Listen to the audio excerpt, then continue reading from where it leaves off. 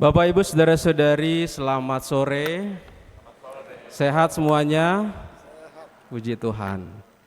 Suatu ketika ada seorang pastor yang ditugaskan di sebuah paroki, dan ketika dia berkunjung ke stasi, karena paroki itu punya stasi, dia sudah mengendarai motor kurang lebih 1 jam. Dia muter-muter, enggak juga ketemu di Google Map itu. Ketemulah dengan seorang anak dan dia tanya, dia tunjukkan HP-nya. Dek, tahu enggak gereja ini? Dikasih tahu bentuknya, nama gerejanya. Tahu. Bapak mau ke gereja? Iya. Lalu kemudian Bapak nanti ke kanan, ke kiri, ke kanan, ke kiri. Nah, di situ ada gitu. Romonya lalu, kamu Katolik? Iya, saya Katolik. Bapak siapa? Saya Romo. Oh iya Romo, jangan lupa nanti kanan kiri. Nah di situ ada gitu. Lalu kemudian Romonya bilang, kamu kalau Katolik, ayo ikut Romo. Mau ngapain Romo? Lah kamu mau ke surga nggak? Mau dong. Nanti Romo tunjukin jalannya kemana gitu kan. Anak itu langsung ketawa. Ah bercanda Romo. Romo jalan ke gereja aja nggak tahu, apalagi jalan ke surga katanya. Itu bukan saya Bapak Ibu ya.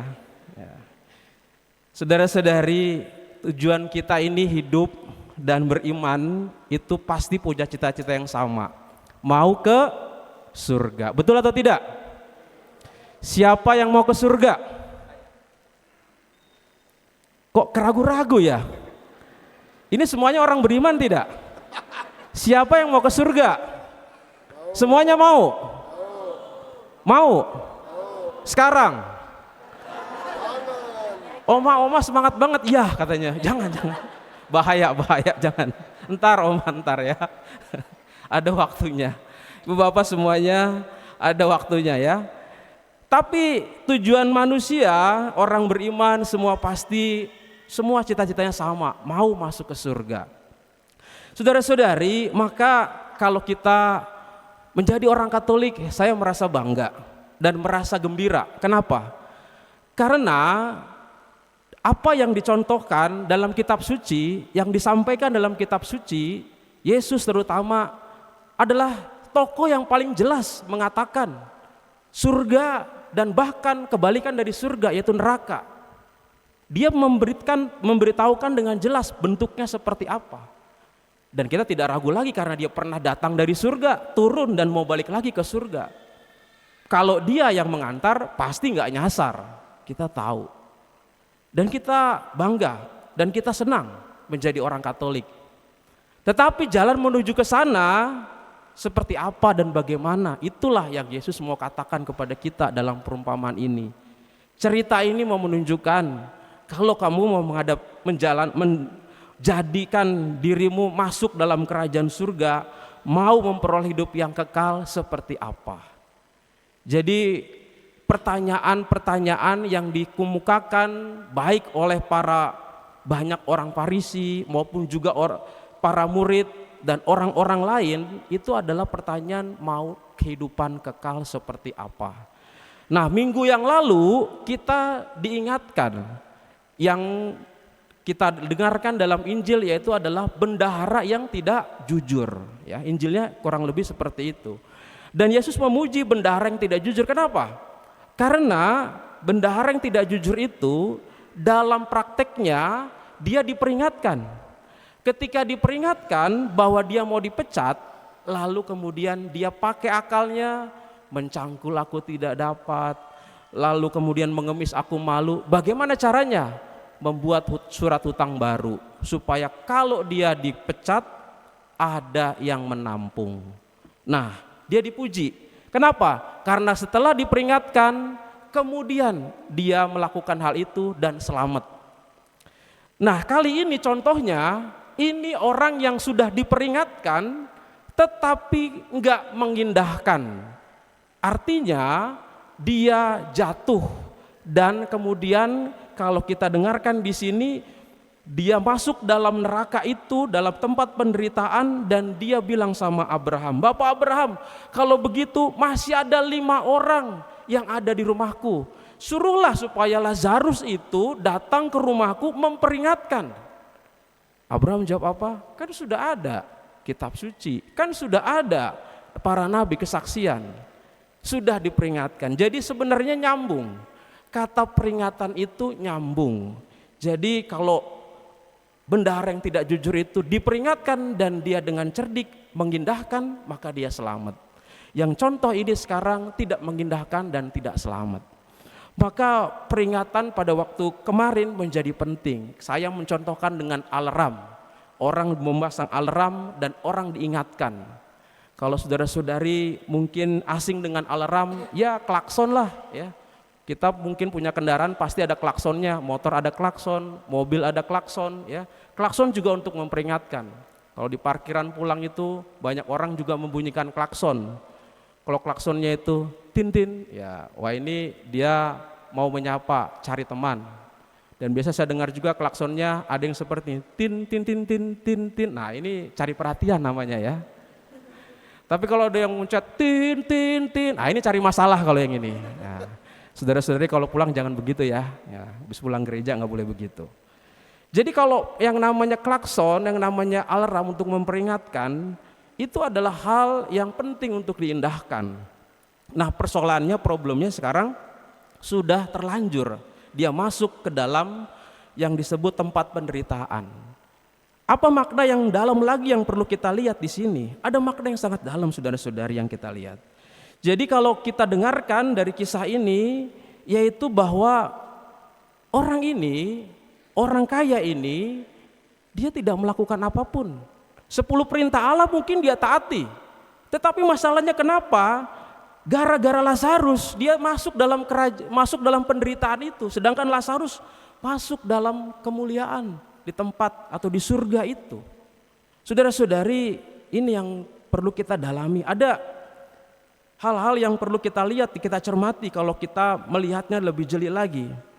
Kalau kita perhatikan, orang kaya itu punya status pasti.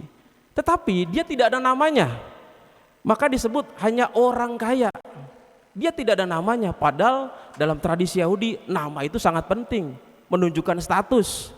Yesus aja ada, Yesus dari Nazaret, jelas. Ini tidak ada namanya, apa yang mau ditunjukkan? Walaupun dia punya status sosial yang hebat, orang kaya, tetapi dia tidak punya nama.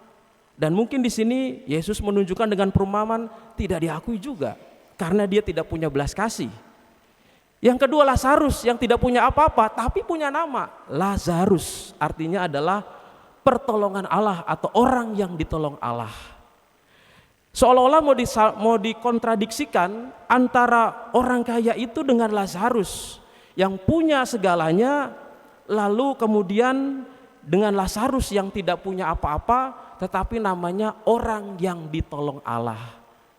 Dengan namanya itu, kok bisa orang kaya itu tidak menolong padahal namanya orang yang ditolong Allah.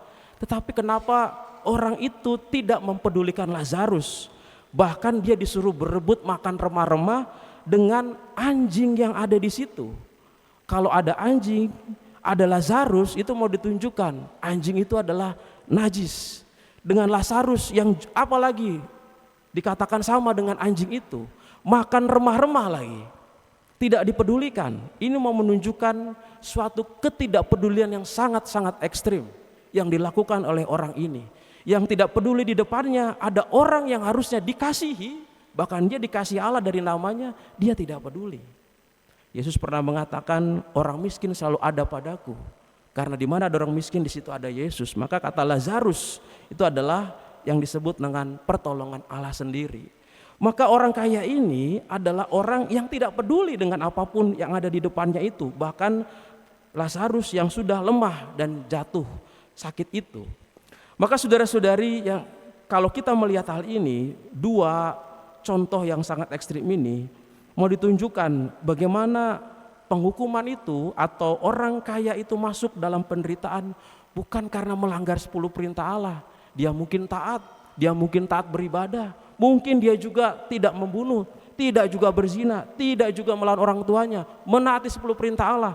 Tetapi dia gagal menjalankan apa yang menjadi bagian dari 10 perintah Allah terhadap sesama yang dirangkum oleh Yesus, yaitu adalah kasihilah sesamamu seperti dirimu sendiri.